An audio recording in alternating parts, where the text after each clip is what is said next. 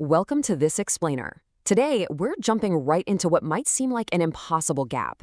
On one side, you've got the cold, hard steel of physics and the physical tools we use to measure our reality.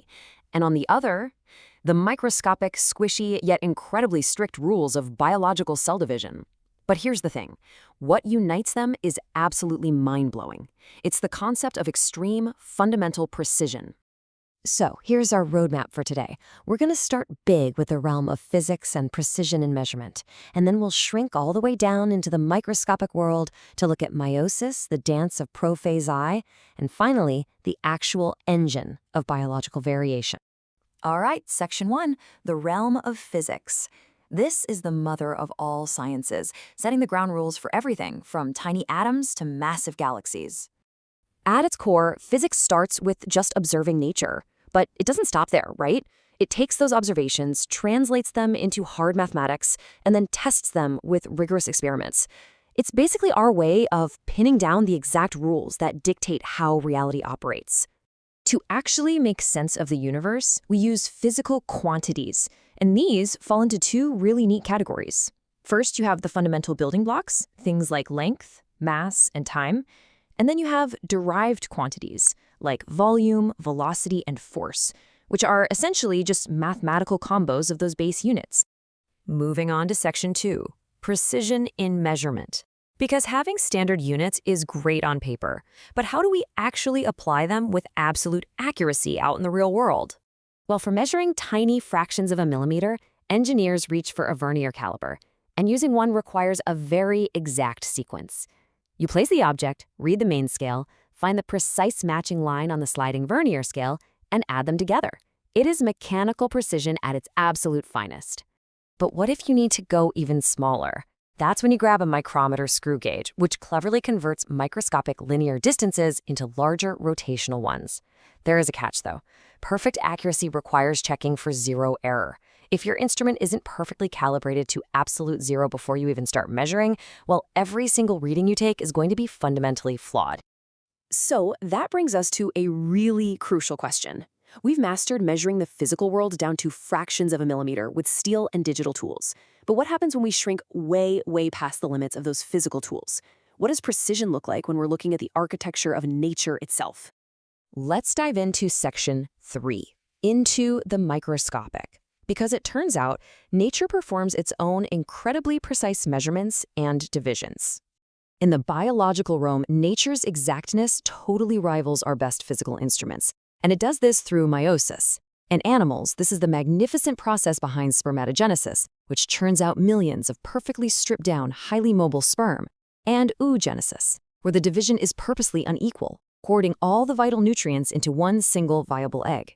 But the overarching goal for both processes, strict mathematical reduction, cutting the chromosome number exactly in half. You can think of mitosis as your body's standard biological copy machine, just stamping out identical cells. But meiosis is a whole different ballgame. It purposefully creates 4 haploid cells with only half the chromosomes.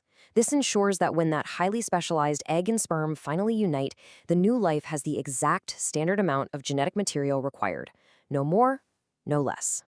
Which brings us to Section 4, the dance of prophase I. To really appreciate this level of precision, we need to zoom in even further. Much like the strict step-by-step procedure of reading a vernier caliper, nature maps out its own chronological sequence. Prophase I breaks down into 5 consecutive maneuvers: leptotene, zygotene, pachytene, diplotene, and diakinesis. Every single stage executes a highly specific, complex step in the microscopic dance of our chromosomes. And right here, you can really visualize these mind-blowing cellular mechanics in action. A parent cell kicks off its reduction division, moving through these stages where chromosomes pair up, align perfectly, and eventually separate into entirely new, distinct cells.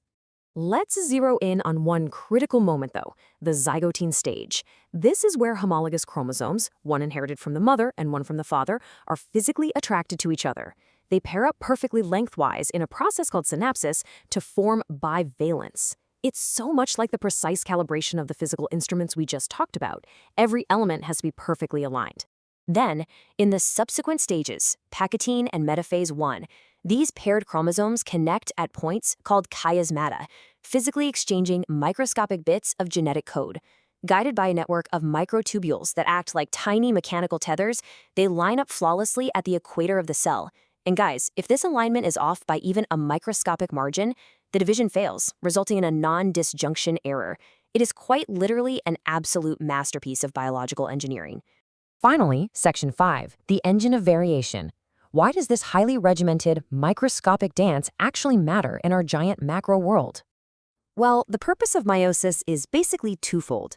First, by precisely having the chromosomes during spermatogenesis and oogenesis, it ensures that upon fertilization, the normal diploid chromosome count is completely restored. But second, and just as importantly, that microscopic crossing over of genes guarantees variation. It ensures that every single offspring produced is entirely 100% unique. And it really comes down to this core idea: the variations are the raw material of the evolutionary process. Think about it. Without this incredibly exact cellular reduction and genetic exchange, evolution itself literally wouldn't have the raw material it needs to adapt, change, and survive.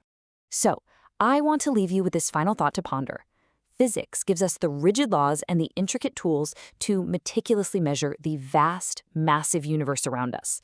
But it is the microscopic, strictly regulated rules of biology, constantly dividing and calculating within us, that actually shapes our very existence and our future. Both the macro and the micro construct our reality. Thanks for exploring this with us today, and keep questioning the incredible architecture of our world.